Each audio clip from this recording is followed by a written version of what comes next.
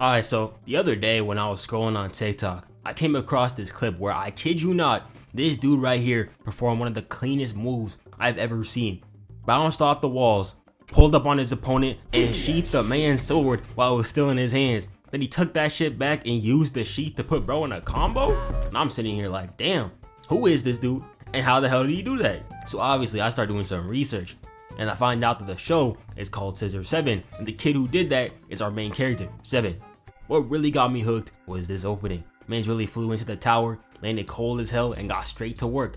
One piece, two piece, hit the clean double weave right here, then cooked the rest of the gang while going straight for the leader. And I was like, damn, who is this guy? But the funny part is, that wasn't even real. These two are 7 and Daibo. 7 has amnesia and he wants his memory back. Problem is, these two are flat broke. But 7 does have quite the skill with these scissors right here, which he controls with telekinesis. So Daibo says, alright then, we're gonna become killers for hire. Daibo is pretty skilled as well. His inventions are usually a key part in 7's victories, like the Gaiba egg that can turn 7 into anything that he imagines, and this cute little chicken, Ziao, who can fly even though he's a chicken, and he's not an invention. The big problem that 7 has though is that he's some absolute ass. He is worse than Team Rocket when it comes to completing these missions. Dude's first mission was to cut off this woman's hair at her marriage, which is a crazy thing to ask if we're being for real. What type of ops does this lady have? But this dude was so lost in the marriage montage or whatever that he started crying halfway through it, and not only that, cut the wrong person's hair. Dude ran for his life, but while doing that, he runs into this robot dude right here. His name is Stan. 7 starts chatting with him about technology that could possibly help him get his memory back, but as they're talking, the robot notices the badge that 7 dropped, and it sets him off. And he starts going all Kuma on him. Nigga lit up an old man for no reason. Oh nah. 7's about to get cooked when we see this masked lady pull up and save him. She's confused as well, since 7 is carrying a badge from one of the top assassin groups in the world, the Shadow Killers. But the robot self-destructs before anything can happen.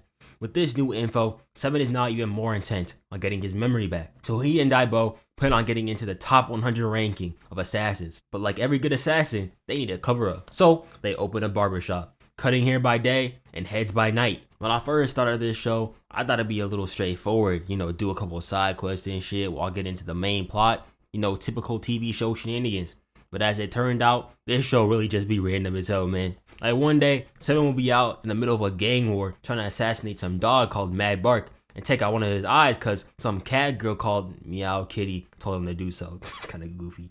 But it turns out that they actually used to be in love until they came to the unfortunate conclusion that cats and dogs can't really do all that. And this man 7 clutches up and not only ends up saving Mad Bark's relationship, but his life as well. And almost at the cost of his own life, because that masked lady pulls up again. Her name is 13 and she's ranked number 37 on the killer ranking list. And she is no joke. She wiped out Meow Kitty's entire clan in like 2 slices, then went after 7. And one of my favorite things about 7 is his fighting style, because you really never know what he's gonna do next until it happens. He was cooking 13 with his Gaiba egg shadow clone jutsu. Turned into a rock, then a fruit, then this ugly ass nigga. Oh wait, that's just him. He ends up accidentally cutting off 13's mask, and instead of locking in because she was mad, dude starts giving himself an entire presentation, and she was not rocking with it. He tried using an escape route and got cooked there as well, so he had to lock in. 13 was on that though, caught both of these with her swords, then pulled up and grabbed him and went for the hair kill. But this man 7 brought her in, and he got the most unintentional Riz I have ever seen. Or I guess not, because he just lost a good 3 generations with that kick right there. 13 hit this mean ass lock-in as well. And why is bro looking at us? We cannot help you here, gang. Fight back. But 7 isn't the only one with hands. Turns out that Ziao, little chicken, can turn into this? Dude's got hella strength too. 13 had the same reaction as me. Anyway, she ends up dipping on some Sasuke shit with the bird. But don't worry, we're gonna see her later. 7 is that one barber at the shop you make it your best interest to avoid. When he say, who next? You busy watching TV or reading the magazines because you don't want him. Anyway, this woman, chairwoman Jang or whatever, was tweaking. Cause how you sitting in a chair if you don't want the haircut, goofy? But anyways, as I said, these episodes really be random as hell. Cause why is 7 out here trying to assassinate some weirdo underwear collector? Defending him because technically he didn't do anything wrong, but at the same time, I think his ass deserved to go. Back in my day, niggas collecting normal things like Hot Wheels and Transformers and Pokemon cards and shit. What you doing, bruh? And then he ended up going hit for hit with the grandma from earlier over here because he saw her take out the man's underwear wall like it was his family. And nah, this fight was crazy. Grandma started going Super Saiyan, and the background changed, and we see that she may be a grandma, but she can move. 1, 2, 3, 4 weave combo off rip. And she pulls up on Seven, and both of them were moving here for real. She catches Seven, throws him away, and then the perspectives here were so damn cool. Gotta be one of the most creative fights I've seen. And this part was wild. Seven sends his scissors, and Granny was feeling herself, dodges the first one, and she started smiling and shit, but Seven catches her off guard with this one and pulls up. But nah, she has had enough. Powers up, sending him flying, then hits him with the nastiest combo I've ever seen a grandma do, then finishes off with a Kamehameha. Ain't no way. The old women in this show are genuinely tweaking, bro. Seven was tasked with taking down this old ass granny, and yeah, what's so hard about that? But when he tries killing her, she turns the tables on him because she's mad about her grandson's haircut. Out here looking like that Austrian painter. I'll be crying if I look like that too, bro. That's fucked up what they be doing to y'all. I ain't even gonna hold you, bro. I be saying that's fucked up, like, bro, you probably had the full washing set. Your shit be fire probably if they ain't cut your shit. Fuck it though, bro. It's your life. I don't know why bro over here was laughing. He's even more chopped than the other dude, rocking the bow tie, dress shorts, ugly ass shoes, and that nasty ass haircut, bro. Get out of here. And as it turns out, his grandma is a freak. Cause why are you wearing all this under here, man? Cannot tell me that this man Seven was getting cooked on like this on purpose either. Whole lot of freaks in this crowd too. But Seven ends up coming in clutch, saving the woman's grandson when Daibo tries to get her to sacrifice herself for her sake. And everything turns out alright. And these episodes can kind of be sad too. Like take this one with this girl Cola. Seven was about to take her off the map when she low-key finessed his ass into completing her bucket list. And props to Seven. He didn't really need to do all this, but he ended up doing it. I live for these fine ass background characters, bro, that we will never see again. This girl was getting on her Sailor Moon shit just to kick this guy in the nuts, and she still missed. Bro got violated the entire day, like literally, but hey, he had a good time. But sadly, we find out that this girl Cola sent Seven to assassinate her herself because she had cancer and didn't want to go out in the hospital. And I was hella sad because low-key she was pretty cool, and ain't no way it just took 10 minutes for me to get attached to a random character just for y'all to kill her off. I already went through that bullshit with Jujutsu Kaisen, but Seven, being the god that he is, says that he's gonna do something even better. Getting her a miracle doctor, get rid of her cancer. W-mans. Anyway, Seven continues his streak of failed assassinations. He tries fighting this captain right over here, Captain Jack, who's trying to destroy the island, and he was low-key getting cooked. But when Captain Jack takes a good look at his face, we see that he recognizes Seven. And in the flashback, he's a whole different person, a cold-hearted assassin. I was just about to get my money, you Naruto background character! Alright, bro. And Seven actually ended up dropping this man in one slice. But how? When? Why? Seven doesn't know, and Jack doesn't believe it either. But he's able to strike this nice deal with the captain. If he moves him from this spot, he'll spare the island. And Seven can be really cunning when he has to, because he hit him with the distraction and the funny face, and that's all it took. Props to Jackie, a man of his word. One of my favorite episodes was this one right here, where Seven was tasked with assassinating a cheating husband of White Chocolate Lizzo over here. Unfortunately, he had one of the best bodyguards in the game, Dachun, or he's called the indestructible version, and he meant business. Seven couldn't find his way in no matter what he did, and he was about to gun him down right here, but Seven said, hey, let's throw hands. And it's funny because while Seven was getting that belt to ass, Daibo and Zhao Fei are out here having a grand old time. He fought this guy for 2 nights straight, and when he tried to get the sneak on him, the bodyguard hit him with the solid as gold 7-day lock. And these two idiots ended up being together for days. But their teamwork with Loki on 100. 13 pulled up on them, and she ended up having to run away because they were too good. Anyways, they were out here chilling, enjoying the sunsets together like bros do, when all of a sudden, this missile pulls up on their island. And Dachun, the goat that he is, sacrifices himself to save everyone. Like, damn, this just went from 0 to 100 in like 10 seconds. Now, I'm out here wondering what hooligan would try to blow up an entire beach full of people in broad daylight when we see the perpetrator was this dude right here. The goat Zhao Fei saves our boy Dachun, and then the bomber pulls up on them and Seven. He's from a place called Stan, and when he realizes who Seven is, he ups the blaster point blank and tries to bomb him, but Seven heads upstairs and tries an attack of his own. But his scissors get minced to bits, which gives him a glimpse into his own past. The Stan guy is here for an orb that's below a rock under the island. He starts telling the people that they better leave because once he's done, the entire place is turning into Atlantis. As 7 and his crew start evacuating, Daibo tells 7 and us just how this wacky world works. There are 3 factions: Zhuanwu, the commoners, and Stan. Zhuanwu believes that the human spirit and martial arts are the way to go, while the Stanians believe that technology is the way, and those two got beef because of that. And the commoners are they're kind of just there. If 7 goes back there, he doesn't have a chance at surviving. But Dachun gives him some money to hire him, and he's off. Back on the island, some of the fighters are trying to fight back, but they are absolutely failing miserably. The cat and dog duo are out here getting their asses beat literally, and the Coast Guard guy got slimed out for absolutely no reason. And nah, bro got a kiss from Cola and started tweaking, cause how old is he? 18? How old is Cola? He blew her away, talking about somehow all girls are problematic, and Grandma was not rocking with that misogyny. She pulled up and got straight to work. She ended up pairing the blast to the extractor, and then she decided to sacrifice herself with a heat-seeking missile. But he ends up putting up a shield, and now it's all over. But just in time, the GOAT pulls up to save the day. His entrance was cold as hell. Got the chairwoman feeling something too. 7 should have made an investment here, not gonna lie. But hey, he's ready to box. New sword in hand, goes 1, 2, Stanman hits the spin cycle, but 7 gets this nice block with the hilt. We get a little flashback and see Daibo give 7 his sword. 2 years ago, Daibo found him washed up on a beach and saved his life. That cost him about 100,000 yen, or about $650. Bro should have called out Marco, he would have had him straight. Marco, how much money is that? It's like 650 bucks. Because he saved 7's life, Daibo was about to go broke, so he tricked him into becoming a killer to pay it off. And as bro was telling him this, he already left. Anyway, back to the fight. 7 clashes with the Stanman, but his sword breaks. But luckily for him, 13 is here as well. And did this man really pull up with a cloak and no undergarments? Okay, man. She was ready to take this man down, cause apparently he's the Prince of Stan himself. Zhao Fei pulled up, and while he's getting to work, these two wait for an opening to attack. Then they strike, and seeing that he's outnumbered, he pulls out his ultimate attack. Did this Transformers ass transformation just to still have no clothes on, bruh. Put on some pants. He was giving 7 straight work. Tell me this isn't the Saitama moveset from TSB. Shove, then into the uppercut, and then consecutive punches, then a 2-piece into the oop.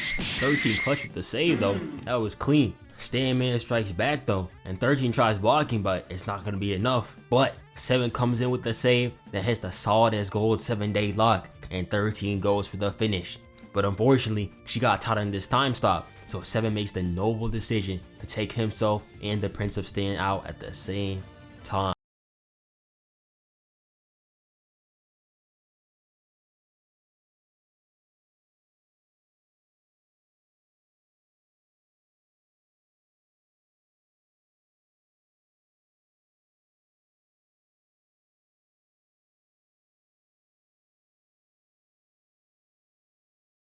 And it looks like it's all over when this man 7 gets up on that timing.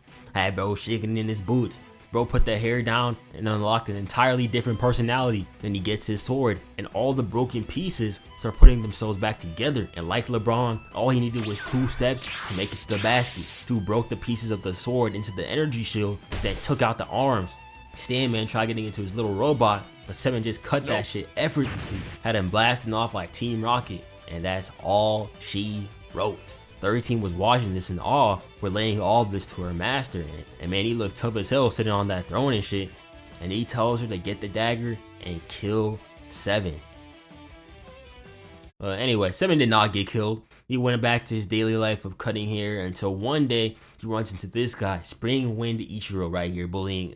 How is he still alive? This might be one of the best worst fits I've ever seen. He low-key got it on though. Purple gi, the Kobe pants, the Lakers team katana, even got the leg sleeve too, that's tough. He had the gun and the damn katana, ain't no way. But that didn't work on 7 though. He used the scissors to block and came in with a 1 tap. Told his ass to go home too.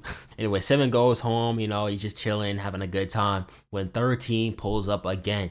And it turns out that she took 7's sword, but didn't kill him because she couldn't, but not this time. She was on that nigga ass, bro. Dude just want to do some laundry and you out here trying to off him. 7's creativity when it comes to escaping is my favorite part of his style. 13 is no small fry. She's ranked 37 out of tens of thousands of assassins, but he's still out here hitting sonic sways on her ass. Anyway, 7 ends up getting cornered in the park, so he's like, alright then, here's the deal. 3 strikes. If you win, I leave forever, yada yada yada, who cares? But if I win, you go to the beach with me. And 13 said, bet. She wasted no time, came in with the twin blades, but 7 cooked up this devious plan, going inside the blade and faking her out. But as it turns out, they aren't alone. Nigga 7 is the greatest unintentional Riz master of all time.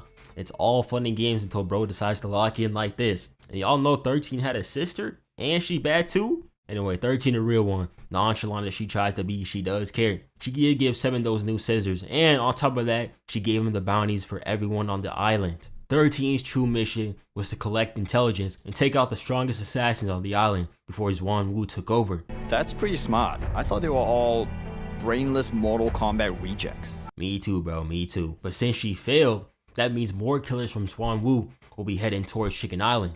Basically, that means that everyone is cooked. 7's got a choice now, either fight back or run away. But before we get to that, one thing we gotta talk about is Daibo's backstory, cause that was crazy. It all started back when he was just a lowly chicken living in the chicken coop. His homeboy Dai Fei, who is our boy Xiao Fei's dad, is signing up for a chicken fight. If Dai Fei proves that he can throw hands, then he and his son won't be eaten. So he steps into the ring. If he survives 15 minutes, he will win. Unfortunately though, he's going up against the one and only King Pheasant. One punch had our boy down, but not out. And he showed him what's up. Check out these moves. Hit the weave before rolling his way into the stab. Used his own strength against him by taking the punch, then turning him into Zoro with his kick. Then he started taking out his fingers one by one, and I was like, damn, maybe he can actually do it. But unfortunately, he's already running on empty, and he got like 3 minutes to go. And that's when this nigga King Pheasant started taking steroids. Mid-match, by the way. Dai Fei ended up surviving the entire 15 minutes, but bro did not let up. Nobody cares about the rules around here. They just want to see a fight. And Daibo was forced to watch his best friend die right in front of him. And from that day forward, he vowed to himself to take care of Xiao Fei. He also joined as a fighter chicken with plans to take down King Pheasant. Although nobody, and I mean nobody, believed in him. I really don't know why this nigga over here was laughing so hard. Like, have you looked in the mirror recently? If I was Daibo, I would have slashed that whack ass toupee off his head, beat his ass. Anyway, after some training, Daibo gets into the ring, and immediately he started getting cooked. And even worse, King Pheasant remembers him. The dude was absolutely getting done dirty. This is how they were doing eye show speed in that WWE ring. But our boy Daibo does not give up. He kept getting back up, and he kept giving bro that finger. But King Pheasant has a lot to lose as well. If he doesn't win in 5 minutes, he's gonna get turned into KFC. But on the brink of defeat, Daibo clutched. He stole King Pheasant's PEDs, and for better or worse, used them on himself. I thought bro died or something, but our boy Daibo ain't going out like that. I ain't ever see a chicken go Super Saiyan Blue, but man, this was tough, and he was moving different. Eating punches from King Pheasant with a smile, weaving bro, then posing up back turned. Then he bought King Pheasant's strongest move with one hand, and was barbecue chicken from there. Uppercut right behind the back, weave, down slam, had the entire crowd shook. Bro was moving different, was putting bro in a combo to turn him into one. Nigga brought him up, caught his own oop, hit the down slam, then hit him before he touched the floor. But as it turns out, Daibo wasn't planning on killing King Pheasant. He got bigger fish to fry, uses him as a diversion. How the hell was he hiding that double barrel in his pants? Then he came in for the kill. Daibo really Abraham Lincoln, Malcolm X, and Harriet Tubman all in one. Took down King Pheasant and the top dog and freed the slaves on the same day. That's why he's the GOAT. And he would have killed bro too. But Xiao Fei was watching, so he couldn't do that, not in front of the kid. They ended up finding a new life on Chicken Island, and that's actually how they met 7. So our story comes full circle. But we still don't know much about 7's dark past, so let's take a look. The first time we ever meet old 7 is through 13's master, whose name is Green Phoenix. And he is tough. Pulled up on this Nordic guy saying I hate to inform you, but your life's extended warranty has expired. And look how happy bro was to run the fade. I would have too. He just took down a gigantic bear. I know bro was feeling himself. But Green Phoenix is one of them ones. Once I saw bro toss up them blades, I knew he was gonna win. One quick clash and it was over. Had to show off for his student for real. He continues taking down high level targets with ease until he receives a message from the Shadow Killers to join their ranks. The top assassin group in the world. It really had poor 13 freezing out here like this, bruh. Someone get that little girl a blanket and some hot cocoa. She deserved better. At age 21, Green Phoenix joined the Shadow Killers ranks. But later that year, someone else joined. a 15-year-old no less. His name was Seven. Now, not everyone thought that Seven had what it took to be a shadow killer. Redtooth over here in particular thought it was ludicrous that a 15-year-old could even be considered, so he decided to press him. They really just be letting anyone in here, huh? No missions completed, no kills, Joel Embiid ass nigga, why you even here? He told Seven to run the ones, but Seven wasn't feeling it and walked away. But Redtooth doesn't take no for an answer, so they started squabbling. Seven weaved that first one and looked him dead in his eyes like, you don't want to do this, bro. But Redtooth wants the smoke. He pulls up, but Seven's on that. And you know how the Seven that we know is always dodging in some kind of goofy fashion? This version of Seven dodges like he got 2 pounds of Thanksgiving cranberry sauce on his fit. He elegant with that shit. Weave, Redtooth turned around, but he still got his back turned. Blocked with the tip of his sheath. Then again, over the top, and he gets cornered, but that ain't mean nothing. One quick block, they hit the double no looker before going in again. They have a quick exchange with the rubble, which Redtooth goes through easily.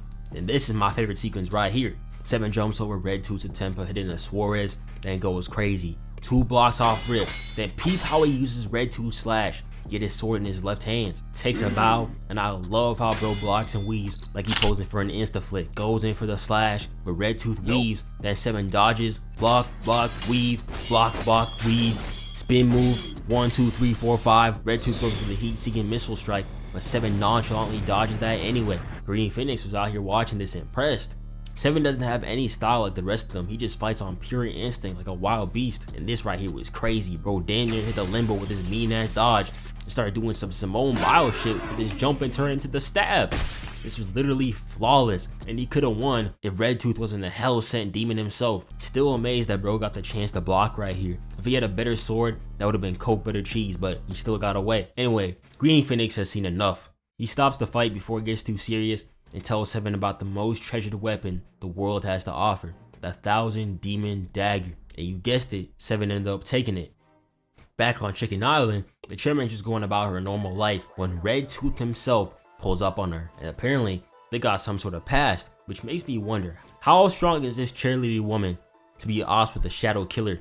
And they started squabbling immediately. It's been 10 years since they last fought, but Granny was still keeping up with that boy Red. Redtooth's powers come from draining others of their strength through their blood. He can suck the life force out of people and make it his own, and that's a pretty gay power in my opinion. But anyways, Granny turns up and they start boxing. And Redtooth was cooking, bro. Weave, up and over. Nigga looked at the camera and dodged like he was saying, get a load of this. Flipped over, parried a couple more of her attacks, weaved, then hit a 3-piece slice and dice to send her away before manhandling that weak ass key blast and putting Granny to bed. Seven's ass was over here trying to sell some beef awful when she came in crashing down, and then these two tried getting involved, but to no avail. He ain't even tried to fight him. His aura was too much, and Seven realized that he actually knew who this guy was. Hey, you owe me for damaging my car. Redtooth isn't here to kill. He just wants this seal over here removed. This seal prevents him from reaching his true form. But since she won't do it, he gotta kill her. Or not, because the indestructible GOAT and Seven are here to save the day. This was low-key funny. Redtooth strong as hell, but he couldn't do shit against this duo.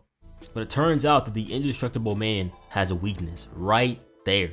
And once he did that, it was all over. Damn, he did not have to do my GOAT like that. Seven had to lock in and help out, but dude was literally blocking him with his aura. In order to beat Redtooth, the chairwoman needs to kiss Seven, and yes, I'm not kidding, to unlock her Super Saiyan Blue evolution. And he low-key tweaking. I would have jumped at the opportunity. And once the chairwoman turned up, she was cooking. Blocked Redtooth with one hand, told him to get that weak shit out of here with that block. Then weave, hold up, weave, block, parry. Hits a mini Sonic sway before making bro say hello to Jesus.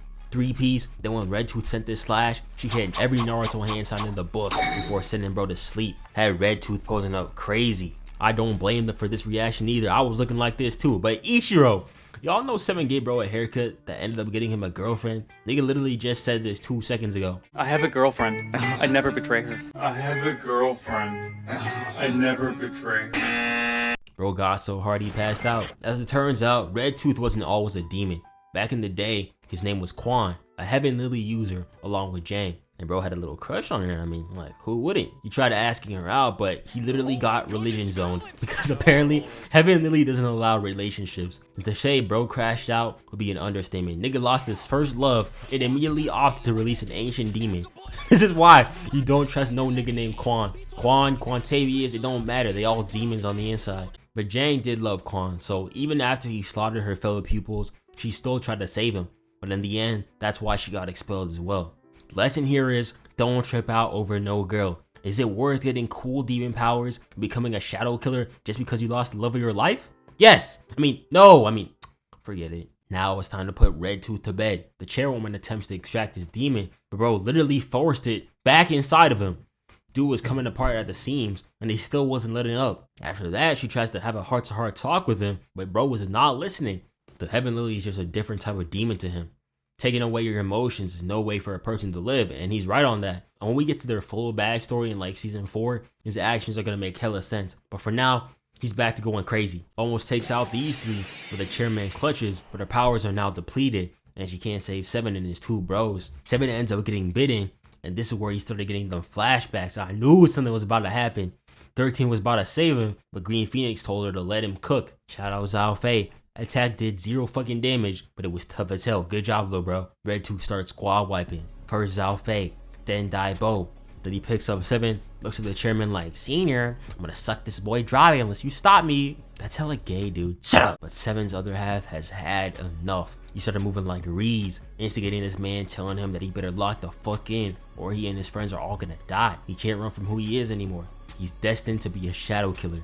So he lets his inner demon take over, and he immediately got active. Told Redtooth to get that shit off him, then retaliated with a mean slice. And this is where Redtooth realizes that this guy's been Seven the entire time. He goes in for the attack, but Green Phoenix is like, nah, shadow killers cannot be seen throwing hands, and built an entire stadium just so these two could box. Bro is not slick, we all know he just wants to watch the fight. Seven is giving his dagger. Pick that shit up, nigga, I know you not finished yet. Dagger in hand, scissors in tow, Seven heads off to take out his foe. I am not Dr. Seuss. Redtooth weaves, parries twice, and parries the scissors. But when he attacks Seven, bro is on that, out here moving like he's in his prime. I also enjoyed the way he used the scissors as a distraction to go in with the blade right here. Something that he learned from 13, and this was clean. After Redtooth broke the blade, he cornered him with the scissors, then went in for the slice, but he was on that. Damn nigga, you trash as hell. Hey bro, chill on him, he just rusty. But rest or not, Seven got a trick up his sleeve. Y'all remember the dude that gave Seven that book of martial arts? Oh, that's right, I skipped over it, my bad. Well, there was this long-haired dude who gave him a book about cutting hair. Only it wasn't about cutting hair, it was a book of Zhuangwu martial arts. Dude was a leader. Can't judge a book by its cover. With this, Seven was able to come up with his ultimate move, turned his scissors into Sonic, and Redtooth was like, oh, we stealing techniques now? Brings out an entire Susanoo, and they went head to head, with Redtooth barely blocking the attack. But Seven is done. Remember, he got his energy stolen just a couple minutes ago, and on top of that, bro is high-key washed. But Green Phoenix wasn't done either. He's the third-party demon, had no reason to do bro this dirty. Redtooth wonders how he's gonna justify this to the leader, but Green Phoenix has already planned for that, which we're gonna see later. But for now, Seven is placed with the blame of killing Redtooth, and since he's technically killed a member of his own guild, the leader will send more assassins to Chicken Island.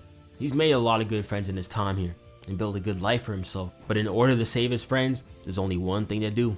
He must go away. On his way out, he leaves a message for every assassin.